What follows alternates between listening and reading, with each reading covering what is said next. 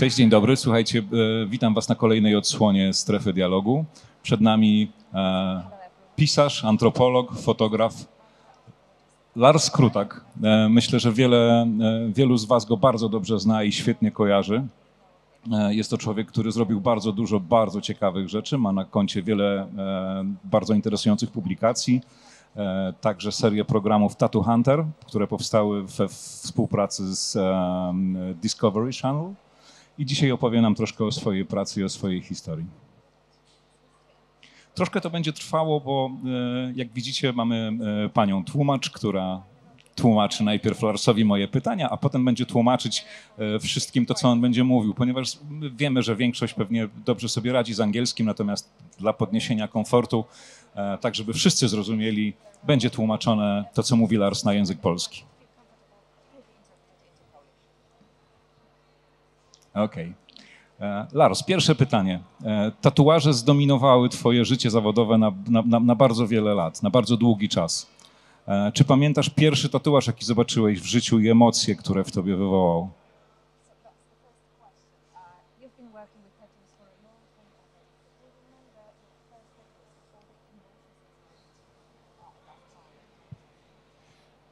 Yeah, we were just talking about this on stage. My first tattoo was not done via a traditional method like hand tapping, hand poking, skin stitching, but it is based on an indigenous design derived from my master's research, which I was introduced to indigenous tattooing in the mid-90s when I was working in Alaska as a graduate student.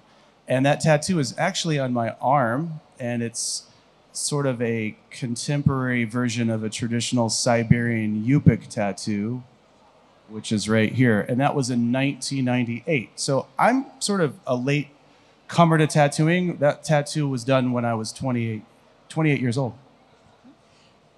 Mój pierwszy tatuaż nie był wykonany metodą taką tradycyjną, typu właśnie tapping czy szycie skóry, ten skin stitching. To był zupełnie inny tatuaż. Jego zrobiłem w zasadzie już będąc na studiach i on został zainspirowany przez promotora mojej pracy. I to jest tatuaż syberyjski, upik. Tutaj mam go na ramieniu i został wykonany, jak miałem 28 lat. Hello? Oh, Judd, I just wanted to add that after I had received that tattoo, I really wanted to find a traditional tattoo artist and experience a technique that was practiced for thousands of years. In the case of the Siberian Yupik people, St. Lawrence Island Yupik people that would have made this, that would have been skin stitching. But I also wanted to experience a hand tapping or hand poking tattoo, which eventually, as I began to do more research and travel and meet more people, then that happened, that occurred. And I've had all the traditional techniques now. Wtedy, kiedy ten pierwszy tatuaż zrobiłem, to jakby zapragnąłem wejść głębiej i doświadczyć tych tradycyjnych metod typu właśnie hand tapping, hand podding, skin stitching, tak żeby zobaczyć, poczuć na własnej skórze dosłownie, jakie to jest uczucie i dzięki temu też poznałem bardzo wielu artystów tatuaży, podróżowałem i miałem okazję faktycznie tego wszystkiego doświadczyć. To, co sobie wymyśliłem, potem w życiu zrealizowałem.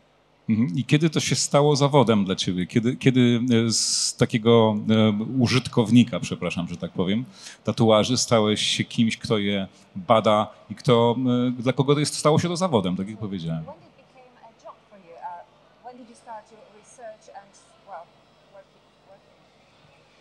Yeah, so in 1996, let's go back in time, I was a graduate student in Alaska, and I didn't have any tattoos. I didn't know about indigenous tattoos. And then I was walking across campus in the wintertime in Fairbanks, and I came across an Athabascan woman from the interior of Alaska who had 3 chin stripes. And I was intrigued because I didn't know there was any indigenous tattooing in Alaska. I didn't know anything about indigenous tattooing. And then I began looking in the archives and old explorers' accounts. I eventually got to know this particular elder. And then I learned that everybody across the circumpolar north and the Arctic at one time had a tattooing tradition, but it had disappeared for a variety of reasons. And then I learned that there was a small island off the coast of Alaska called St. Lawrence Island in Bering Strait, which is actually closer to Chukotka, Russia. It's only 35 miles away across a narrow passage of the ocean. And I was invited to go there to document sort of the last generation of female tattoo bearers who were in their 90s, and there was still one living tattoo artist, 97, Alice Yavasaku, was a skin-stitch tattooist. And so I documented their tattooing traditions and the biographies of their tattoos, if you will, how their tattoos are related to their life story for my master's thesis, and that's when it all started for me. Wróćmy tutaj do roku 1996, kiedy ta cała przygoda się zaczęła. Byłem wtedy studentem na Alasce, na Uniwersytecie Fairbanks i zobaczyłem pewnego dnia, idąc po prostu po ulicy, kobietę z plemienia Athabaskan. I ona miała takie na brodzie 3 linie wytatuowane. No i zaczęłam się interesować, co to jest za rodzaj tatuażu i od czego to się wzięło, skąd to się w ogóle, jak ta tradycja w ogóle została tutaj zapoczątkowana. I okazało się, że całe koło podbiegunowe i w zasadzie wszystkie ludy, wszystkie mieszkańcy w przeszłości mieli właśnie tą samą tradycję tego typu tatuażu właśnie zrobioną za pomocą metody skin stitching. I zostało mi umożliwione zrobienie badań, udokumentowanie właśnie tej tradycji na takiej małej wysepce leżącej u wybrzeży Alaski St. Lawrence. Ona w zasadzie leży bliżej Czukotki, no ale należy do Alaski. I tam miałem okazję spotkać kobiety w wieku około 90 lat, tak średnio, które właśnie zajmowały się jeszcze wykonywaniem tego typu tatuaży i mogłem dzięki temu udokumentować ich pracę, no i robić badania. Wczoraj mieliśmy rozmowę tutaj na scenie, w strefie dialogu z naukowcem, który powiedział, że nauka nie jest bardzo dobrym pomysłem na biznes. Niewiele się zarabia na niej. Naukowcy potrzebują pozyskiwać fundusze, pozyskiwać jakieś dofinansowanie na swoją działalność. Jak to było w twoim przypadku? Czy ty wszystko musiałeś wykładać ze swojej kieszeni na badania, które prowadziłeś? Czy ktoś ci to pomagał finansować?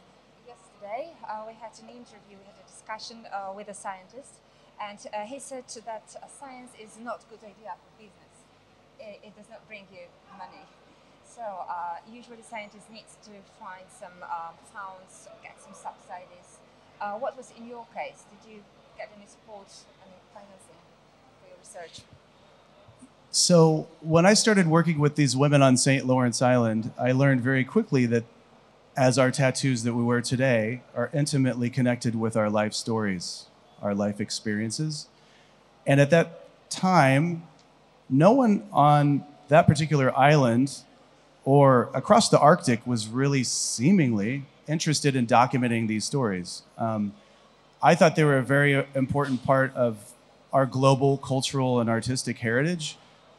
And so they compelled me to begin thinking, I need to travel and go to other places, because if these tattooed women are going to disappear in one generation, so will 2,500 years of tattoo history will disappear in this particular part of the world. So how many other untold stories of tattoo were basically going to be lost in the next generation or two without being documented? So that inspired me to think bigger and finding ways to find money so I could travel.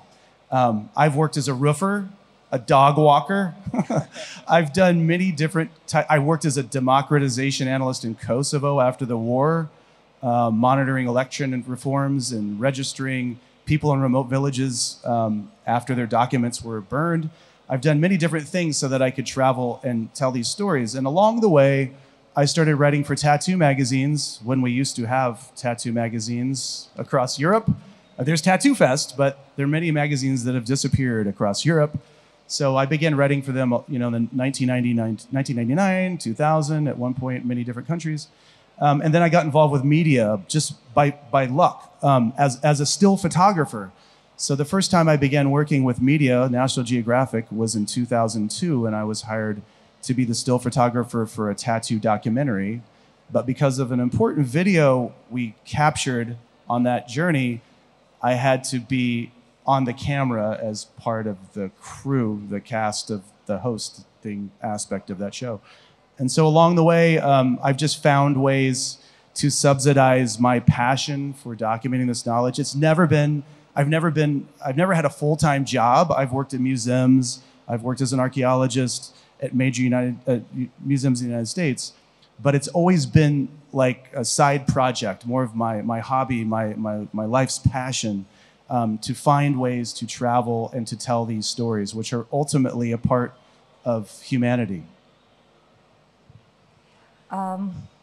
Wtedy na tej wyspie St. Lawrence zdałem sobie sprawę z tego, że pewne rzeczy przemijają. Po prostu jeśli te kobiety już wtedy 90-letnie kiedyś umrą, no to zginie ta tradycja. Całkowicie to będzie bezpowrotnie utracone. Dlatego pomyślałem sobie, że trzeba to udokumentować. Trzeba opowiedzieć te historie pisane tatuażami, które tak naprawdę są obecne na całym świecie i te 2500 lat historii tatuażu, sztuki tatuażu w ludzkiej kulturze, no nie może po prostu pójść w zapomnienie i w związku z tym zostałem tak jakby zainspirowany do tego, żeby te historie zacząć dokumentować i żeby zacząć poszukiwać funduszy na to, żeby móc podróżować, żeby również dalsze obszary świata w ten sposób udokumentować. I muszę przyznać, że nigdy nie miałem jakiejś takiej stałej pracy, zajmowałem się różnymi przygodnymi pracami, nawet byłem wyprowadzaczem psów.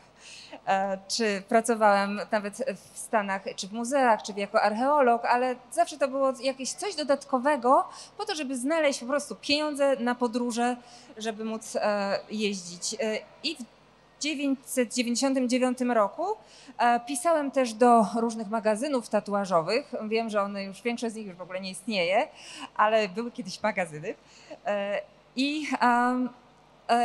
I w ten sposób pozyskiwałem fundusze do dalszych podróży, a w pewnym momencie po prostu dopisało mi szczęście. To znaczy w 2002 roku zostałem zaangażowany do National Geographic jako fotograf, a stamtąd dalej potoczyła się praca w dokumencie Discovery. Najpierw pracowałem też jako fotograf na planie, w międzyczasie kręciliśmy wideo, no to stałem się też widoczny przed kamerami jako po prostu część tej załogi. No i tak to właśnie wyglądało. But I want to add one thing. When you travel so much, and I usually work alone before I became involved with media like National Geographic and Discovery, I would go out by myself. I have met very interesting people, as you can imagine, along the way. And one time when I was traveling, and it was not related to tattooing, I met a very interesting woman, an Italian woman, who is sort of a mentor in some sense, but also has a family foundation.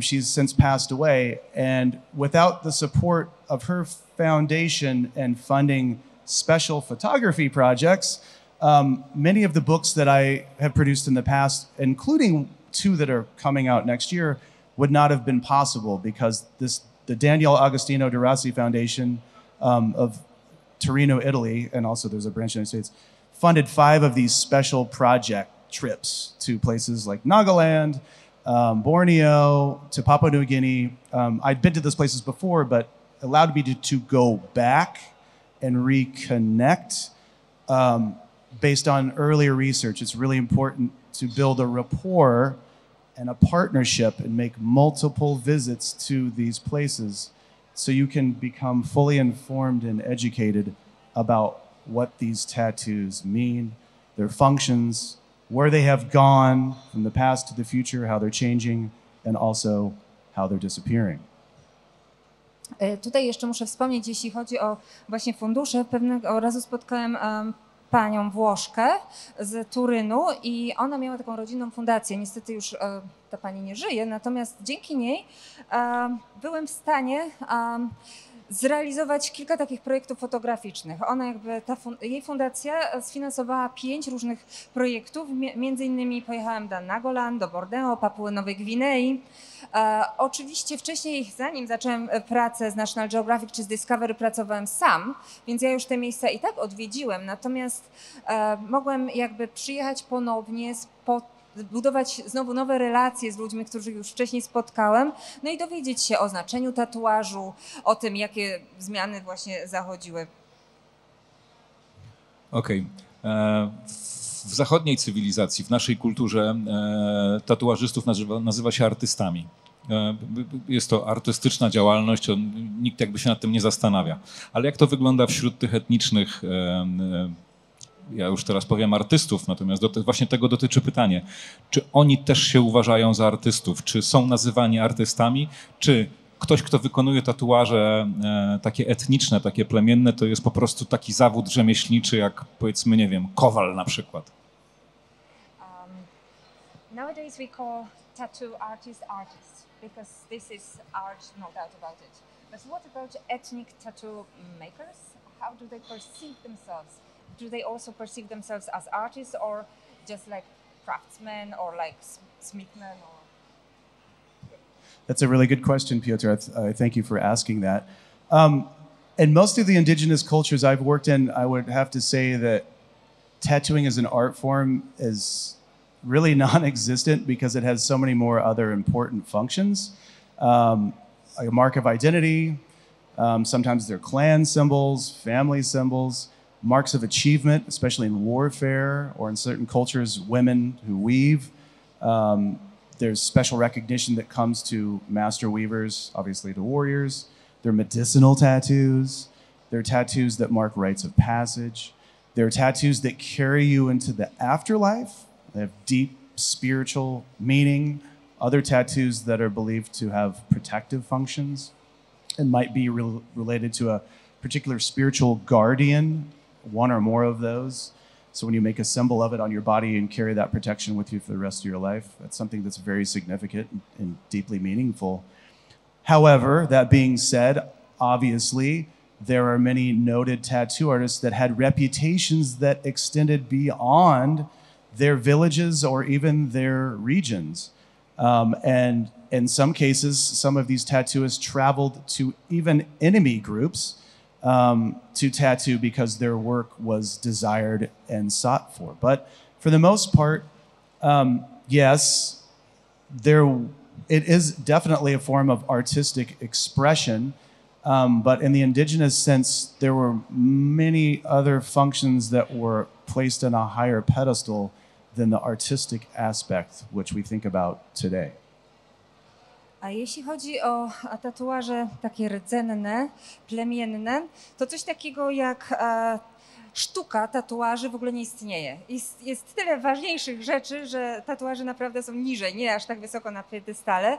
Tatuaże przede wszystkim oznaczają tożsamość, przynależność do danego klanu czy rodziny, dokonania jakieś wojenne, męstwo. Są również tatuaże medyczne, tatuaże, które chronią cię przed jakimiś duchami albo które pomogą ci przejść jakby na drugą stronę po śmierci, do innego życia.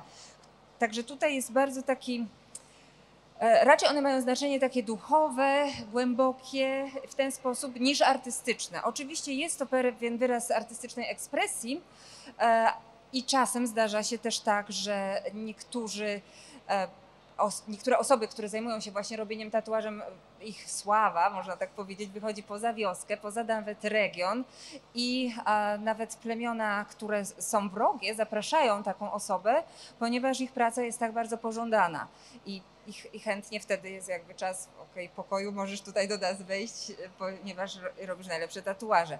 Ale faktycznie jest wiele ważniejszych spraw niż ten aspekt artystyczny. But I just want to add that I believe that indigenous tattooing should be celebrated as a great artistic achievement and cultural expression, even though it is generally unrecognized as such by the people who create the tattoos. I feel that we should definitely celebrate it and cherish it as a unique form of human cultural expression that is indeed extremely ancient. Muszę tutaj jeszcze dodać, że to jest wielkie osiągnięcie pod względem kulturowym. I tutaj nawet jeśli same te osoby, które wykonują tatuaże, nie postrzegają siebie jako artystów, musimy naprawdę celebrować to i jakby chronić i cieszyć się tym, że jest to część po prostu dziedzictwa kulturowego ludzkości. Powiedziałeś kiedyś, że będąc tam na miejscu w różnych takich egzotycznych miejscach i spotykając różne plemiona, różnych takich właśnie ludzi, którzy wykonują tatuaże, zawsze starałeś się w jakimś sensie, w cudzysłowie, zasłużyć na tatuaż. Przez współpracę z nimi, przez, powiedziałeś to, budowanie łodzi na przykład wspólne. I teraz pytanie jest takie, czy oni tego wymagali od ciebie, czy to była kwestia tylko przyzwoitości, czegoś, co ty sam czułeś w sobie?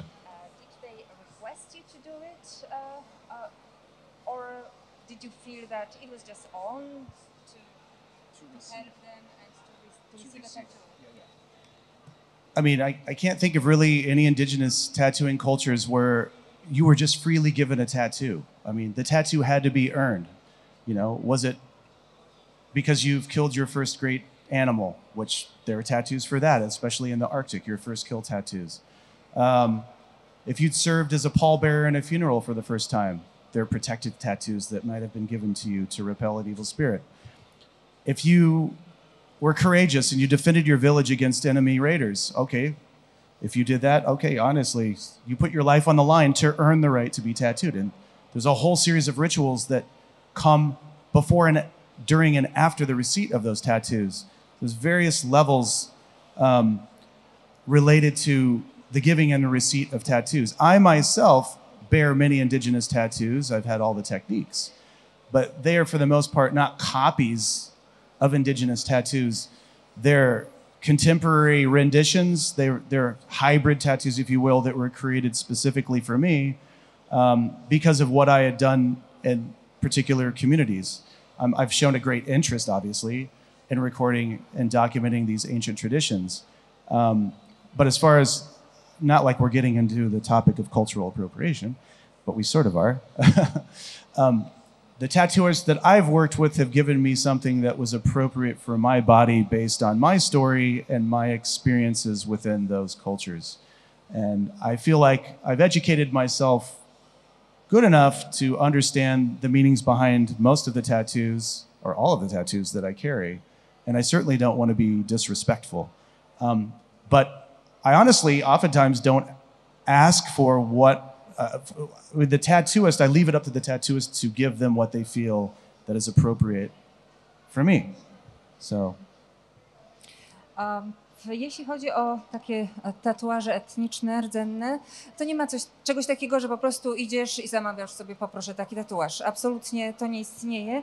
Trzeba faktycznie sobie na niego zapracować w jakiś sposób. Na przykład pierwsze duże zwierzę udało się zabić, można wtedy w nagrodę dostać tatuaż, czy właśnie szczególnie w Arktyce niedźwiedź polarny, no to jest duże osiągnięcie, jak się uda zabić takie duże zwierzę. Albo na przykład jak ktoś brał udział w ochronie wioski, zrobił coś, żeby chronić swoich ludzi, swoje rodziny. Poza tym przed nałożeniem tatuażu i po nim istnieje cały szereg różnych rytuałów. I to jest jakby wiele poziomów całej tej procedury, można tak powiedzieć.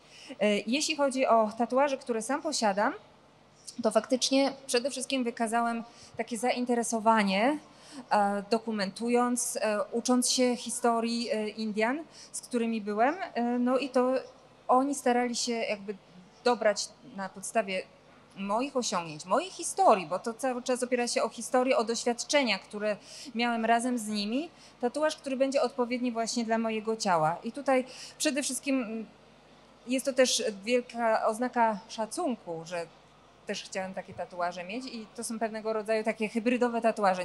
Nie jest to żadna kopia, jest to coś zrobionego specjalnie dla mnie, mając na uwadze moją historię. Wczoraj dowiedzieliśmy się, że tatuaż moko może mieć tylko prawdziwy Maorys. Tylko oni mogą sobie wykonać taki tatuaż. Czy zdarzyło się kiedyś, żeby ktoś ci odmówił zrobienia tatuażu, który ty chciałeś, o który prosiłeś, który marzył ci się gdzieś tam, ale usłyszałeś: nie, Lars, jesteś fajnym facetem, lubimy cię, ale to jest nie dla ciebie.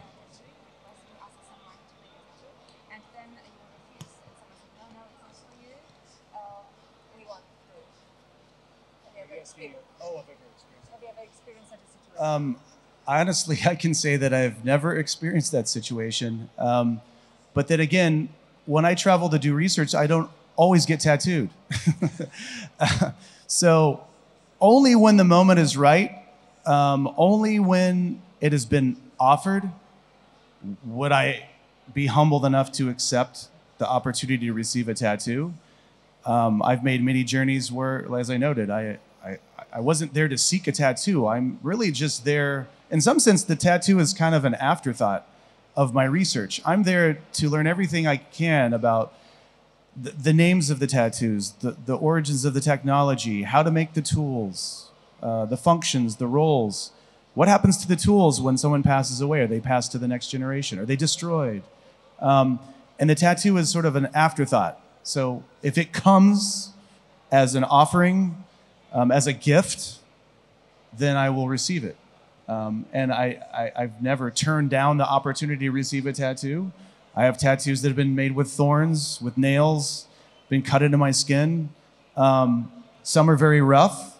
Some are very fine. Some are delicate. Some not so much. So I just accept what is offered to me. A szczerze mówiąc, nigdy nie zdarzyła mi się taka sytuacja, żeby odmówiono mi tatuażu, ale też to też jest tak, że jak ja podróżuję po to, żeby robić badania i dokumentować różne rzeczy, to też nie zawsze wracam z tatuażem. To absolutnie nie tak. Natomiast tatuaż czasem jest mi oferowany, że ktoś chce zrobić tatuaż, no i jeśli jestem na tyle pokorny, żeby go przyjąć, żeby go zaakceptować, to robię. Myślę, że te tatuaże, które sam posiadam, one są jakby takim zapiskiem troszeczkę właśnie moich podróży i moich badań przede wszystkim. Ja tutaj chciałam się dowiedzieć jak najwięcej i o znaczeniu tatuażu, i o samej technologii robienia tatuaży, o różnych sposobach wytwarzania narzędzi do robienia tatuaży. Także mam tatuaże tutaj robione różnymi metodami, przez jakieś pazury, ciernie. No niektóre są bardziej delikatne, niektóre mniej delikatne. Różne są te metody, których sam doświadczyłem i po prostu zaakceptowałem to, że ktoś też mi zaproponował, zaoferował tatuaż. But it makes me think of a story related to the Maori. I don't know if you remember, but a few years ago, Rihanna was touring in New Zealand and was given the privilege of receiving a Maori-style tattoo, which she had later covered up by a different artist, and that was deeply disrespectful and hurtful to all Maori people. Jeśli chodzi o Maorysów, to chciałabym tutaj przytoczyć taką historię, którą może znacie, ale Rihanna była kiedyś w Nowej Zelandii i właśnie miała taki tatuaż maoryski, natomiast potem przykryła go pracami jeszcze innych artystów. Uważam, że to jest absolutnie poczucie, no, wyraz braku szacunku dla Maorysów. Okej. Nauka wymaga bardzo precyzyjnego języka, bardzo specyficznego języka. Po to, żeby opisać jakieś zjawisko, jakieś zagadnienie, na pewno musisz dużo czasu na to poświęcić i użyć bardzo wielu precyzyjnych, dokładnych terminów. I jak ci się to udaje w momencie, kiedy rozmawiasz często z ludźmi, którzy mają, tak mi się wydaje, dosyć ograniczone słownictwo w ogóle, a często też posługują się słowami, które są nieprzetłumaczalne?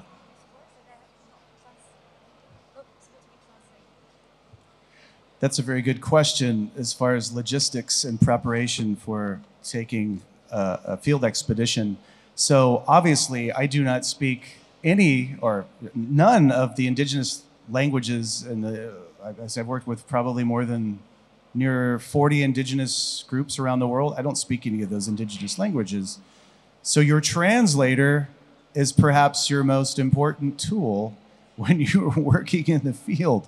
So you must find one that's reputable and established. And typically speaking, you know, I would reach out to anthropologists or maybe doctors who had worked in those areas before I was to make a trip there to get a recommendation of who I should work with that was trustworthy and was a good translator.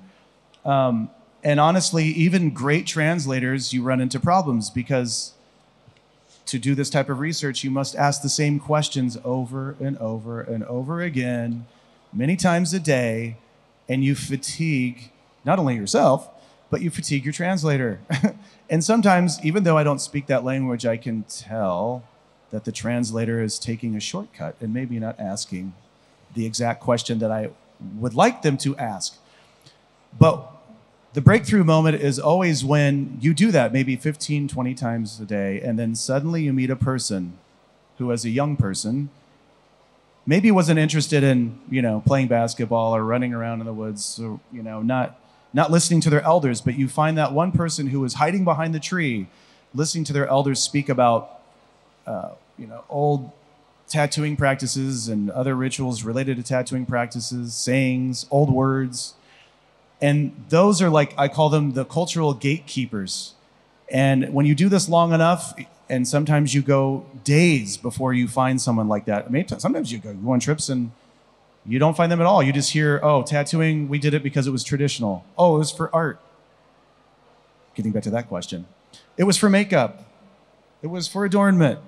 Okay, that's all great. But when you go in and you've done a lot of pre-research, you know that there are many other levels and layers. I bring old photographs. I have word lists of old tattoo terms, which brings back older people's memories, because we got to remember that most of the people I work with are people's grandparents.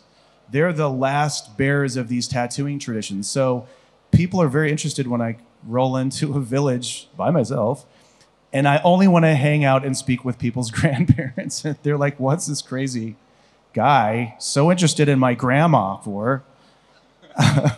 But ultimately, and my wife is not too worried about that, obviously, because I'm just hanging out and interviewing old people, right?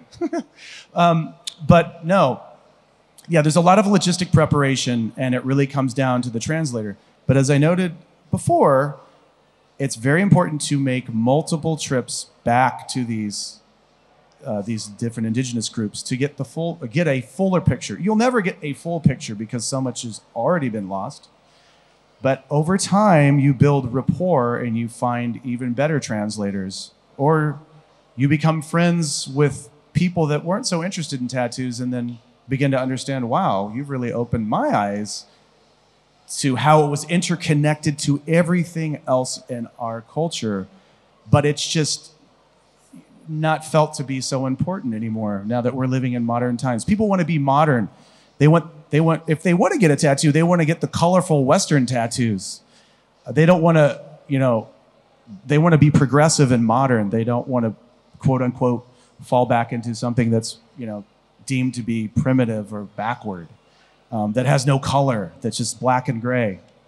And I've had many younger people in these indigenous groups tell me that's one of the reasons they're just so much, they're attracted to tattooing, just not in their grandparents' tattoos.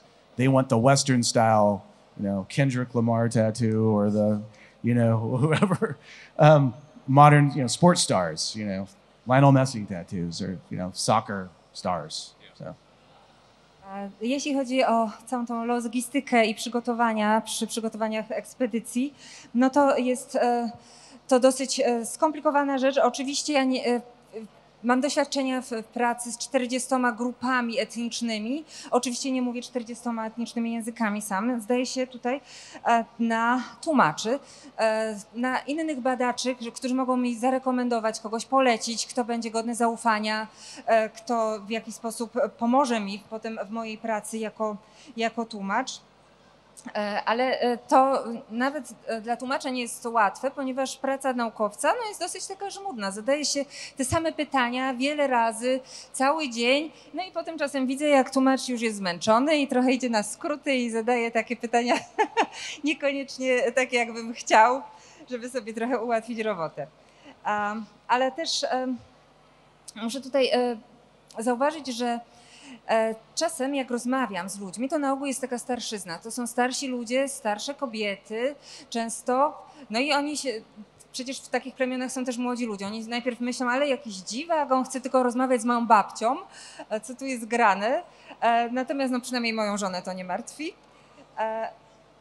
I zaczynają się też przysłuchiwać tym rozmowom. I okazuje się, że ta, powiedzmy, młodzież, która byłaby zainteresowana tatuażami w stylu takim zachodnim, kolorowe, jak, nie wiem, gwiazdy sportu, tatuaże tak jak ma Lionel Messi, nagle odkrywają, że przecież oni mają swoje też własne dziedzictwo i te ich babci, dziadkowie cały czas to jeszcze kultywują i są takimi cultural gatekeepers, to mi się bardzo podoba, czyli takimi strażnikami bram, kulturowi strażnicy bram, o, coś takiego.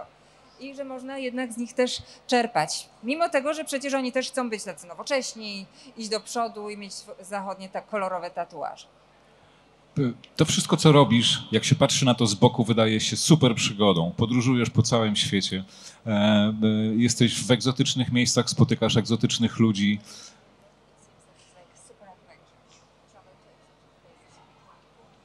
Ale jest też jakaś ciemna, niebezpieczna strona tego, co robisz? Zdarzyło ci się kiedyś znaleźć w sytuacji, w której poczułeś prawdziwe zagrożenie i niebezpieczeństwo?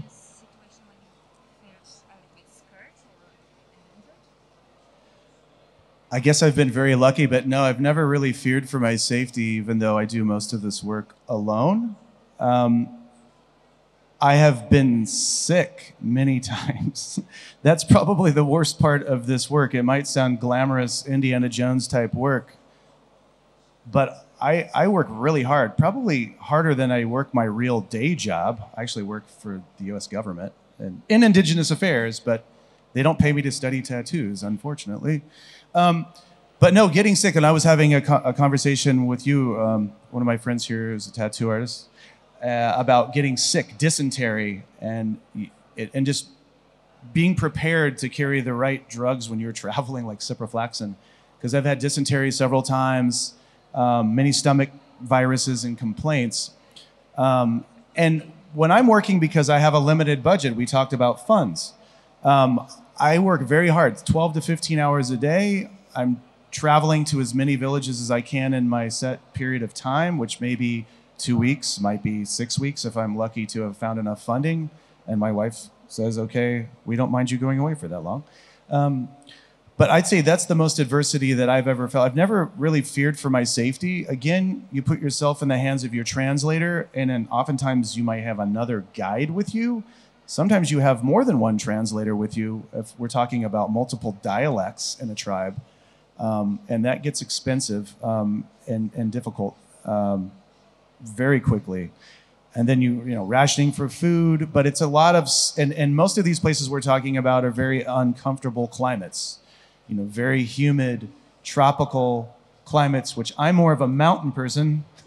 I like drier, colder air, but it seems like most of the places I've worked in are never in the mountains where I love to work the most.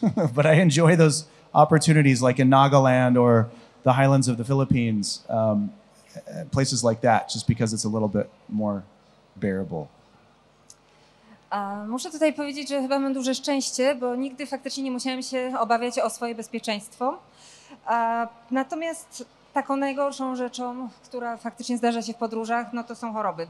Przede wszystkim jakieś perypetie żołądkowe, dizerteria, wiele razy ją miałem, różne wirusowe choroby żołądka. Także faktycznie tutaj rozmawiałam ze swoją koleżanką, która jest też artystką tatuażem o tym. To jest taka najbardziej uciążliwa rzecz w całej tej pracy. Poza tym, jak się jedzie na taką ekspedycję, no to jest jakiś ograniczony czas. To jest jakieś 2-6 tygodni, ograniczony budżet. No i w tym czasie chcę zwiedzić jak najwięcej różnych wiosek, jak najwięcej zobaczyć. No więc pracuję po 12-15 godzin dziennie, więc ten organizm też jest wycieńczony, a warunki klimatyczne no też są często dla takiego białego człowieka niezbyt sprzyjające, bo jest duża wilgotność, wysoka temperatura, czy na Filipinach, czy w Nagaland. Ja jestem osobą taką, człowiekiem gór, gdzie powietrze raczej jest takie chłodniejsze i suche.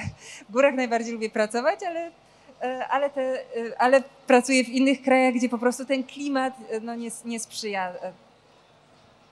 And then when you get home, sometimes all of this research sits in your notebook for years until you find a way, find a project to bring it to the people.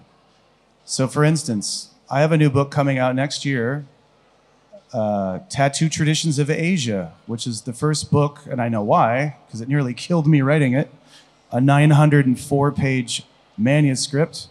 But I started that project in 2002.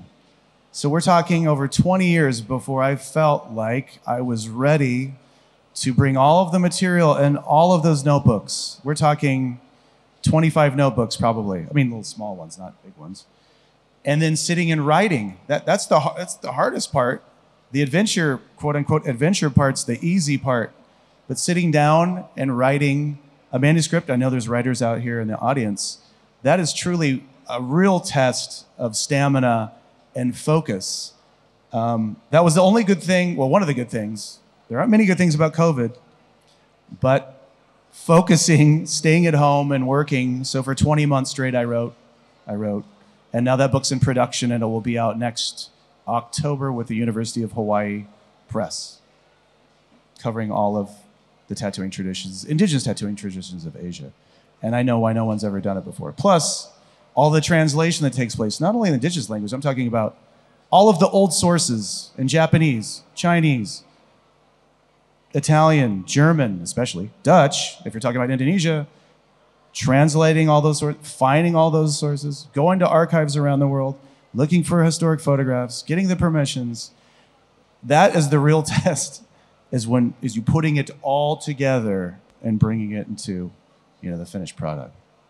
A potem mamy tutaj tą wielką przygodę, ale potem wracamy do domu z zapisanymi 25 notatnikami manuskryptu, tekstu. No i trzeba coś z tym zrobić, trzeba to przekazać potem dalej ludziom i znaleźć odpowiedni moment. I na przykład w przyszłym roku, w październiku, nakładem wydawnictwa Hawaiian Press ukaże się moja książka Tatuażowe tradycje Azji.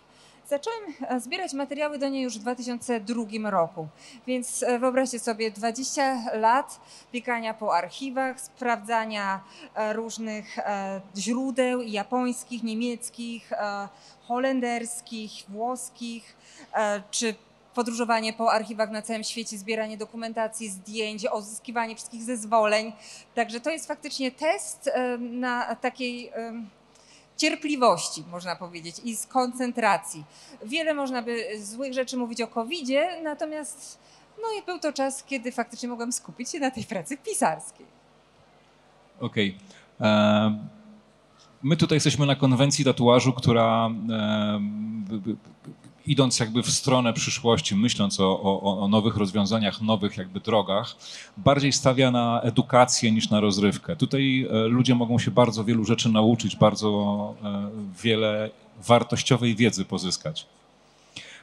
Jak ci się wydaje, czego zachodni tatuażyści mogliby się nauczyć od tych, z którymi ty pracujesz, od tych etnicznych artystów? Well, as one of my good friends who's sitting here in the front row, L. Feston, told me long ago. To jest mój przyjaciel, który zdradził mi pewną rzecz już wiele lat temu. Siedzi w pierwszym rzędzie. I mean, tattooing is like a tree with these ancient roots, right? And if you don't know where tattooing came from, then in some sense, how do you know where it's going? You need to know the rootedness, the connection to the past, in order to know where tattooing is headed now and into the future. So I think since it's one of humanity's oldest cultural and artistic expressions, I mean, I'm not a tattoo artist. I've only given one tattoo in my life, and I was commanded to do so by a tattoo artist in the northern Philippines, Wangad Ogay, that was one of my scariest moments of my life, having to tattoo somebody's heavily veined hand, but that's another story. But yeah, I think it's important just in any craft, in any skill, to know those people who came before you, and to witness the evolution of tattooing from where it began, the originators, because indigenous people were the ones, after all, who created this medium that we all share to this day. That's what brought all of us together here in this room. There are many different styles of tattooing, but without the origins, the creation of tattooing, this exposition, this convention wouldn't exist, nor would the marketplace for tattooing, which is a multi-billion-dollar industry. So I think it's important to pay our respects to those who came before us. I think it's incredibly helpful. And I know there are many tattooists working today that are inspired by these traditions. I don't want to characterize what that tattooing, if it's a style or what is it, but we're all drawn to the deeply rooted spiritual nature of tattooing and all of its other meanings. And just like the process for me of receiving a traditional tattoo that's not a machine tattoo is something special in itself. Feeling in some sense what the ancients felt before you, how it all started. And it makes me, it connects me, with myself in different ways. And everybody has a different way they connect with their tattoos. And I don't want to generalize because every tattoo and every person has a unique story to tell. A tutaj mój kolega, który siedzi w pierwszym rzędzie, powiedział mi kiedyś, że tatuaż to jest jak drzewo z takimi starożytnymi korzeniami. I dobrze zdawać sobie sprawę z tego, że mamy połączenie z przeszłością, a właśnie sztuka tatuażu jest czymś takim. Jest to coś naprawdę od zarania dziejów, czymś ludzkość w różnych miejscach świata się zajmuje. I jest to po prostu jeden z najstarszych sposobów artystycznej ekspresji. I przedstawia różne ważne wydarzenia w swoim życiu, w naszym życiu. Ja nie jestem artystą tatuażu, natomiast raz w północnych Filipinach zostałem zachęcony do tego, żeby faktycznie wykonać tatuaż komuś. I to było jedno z najbardziej przerażających przeżyć w moim życiu, bo po prostu bałem się, jak mi to w ogóle wyjdzie. Ale co jest naprawdę niezwykle ważne i istotne, o czym warto pamiętać, to jest to, żeby zdawać sobie sprawę z tego dziedzictwa, jakie mamy, co robili ludzie, którzy jakby zapoczątkowywali całą tą historię tatuażu, ci, którzy to tworzyli. I wiem, że nawet wśród was są na pewno tatuażyści, którzy inspirują się właśnie tymi rdzennymi, starymi technikami tatuażu. No i też nie chcę tutaj generalizować, ale myślę, że tatuaż ma bardzo takie duchowy aspekt i dla każdej osoby, która ma tatuaż, każdy jego tatuaż jest czymś, co wyraża jakąś część osobowości, no i jest unikalny sam w sobie dla każdego. Kiedy rozmawiamy o historii tatuażu, kiedy rozmawiamy o twojej pracy, o twoich podróżach, to ciągle pojawia się ten sam wątek, czyli podróże do bardzo egzotycznych miejsc, typu właśnie Polinezja, czy Hawaje, czy tego typu miejsca. I tu powstaje pytanie, a co z Europą? Co z takimi miejscami jak Polska na przykład, czy Niemcy, czy Czechy? Czy my wiemy cokolwiek o naszej historii? Czy my wiemy, czy powiedzmy, nie wiem, 1000 lat temu jacyś nasi przodkowie się tatuowali? Albo nawet jeszcze dawniej. There is research on European tattooing traditions, but it's highly fragmented. And a lot of it is somewhat suspect. A lot of it is also limited to studies of ancient, Neolithic and earlier figurines, which may bear tattoos. They may be body paint. They may be scarification. We honestly don't know, and I don't think we can ever go back to those times to verify how old tattooing, is in Europe. We do know, of course, as most of you know in the audience, that Europe does have or holds the oldest tattoos in the world that we know thus far, with Ötzi, the Neolithic Iceman who melted out of a glacier in the Alps in 1991, who's covered with 61 geometric tattoos. They're not figurative, and they date to about 52 to 5,300 years ago. So we know that peoples of Europe were tattooing, and we believe that many of his tattoos were perhaps related to medicinal treatments because he had many different ailments. The Bosnian and Croatian Catholics, as well as others inhabiting now, I guess, North Macedonia, before it was called Macedonia, also hold or have, until recently, practiced tattooing. We don't know how old those traditions go back, but we believe over 1,000 years, and it's related to their Christian beliefs. Also probably speak to some animistic beliefs related to fertility and other rituals that predate Christianity, especially the adoption in that region. And then, of course, there's the history of pilgrimage tattoos that we can date back to, let's see, I think the earliest account comes from the late 16th century of European nobles traveling to the Holy Land, usually Bethlehem or Jerusalem, to acquire a tattoo as a permanent marker of their life journey to reach the Holy Land. Those are small tattoos of the date of their pilgrimage. They became more elaborate over time. There was a German noble named Radgestub, which I'm probably mispronouncing his name, from the 18th century, who had, I think, all 13 stations of the cross tattooed on his forearms, and there's a portrait of this. And there are many other accounts of nobility, because it was a very expensive undertaking to make to the Holy Land from anywhere in Europe at that point in time. It was also a dangerous journey. But at some point, we don't know exactly when or where, but this complex of pilgrimage tattooing evolved in what is today, Israel and Palestine, as early as probably the mid 1500s, but we don't have an exact date. We just have some early written accounts. Now, who knows what will happen in the future? Will other tattooed mummies, come out of melting glaciers because we're facing climate change catastrophes worldwide? It's possible. And then, of course, there's the whole subject and topic of Viking tattoos. Did the Vikings ever really tattoo?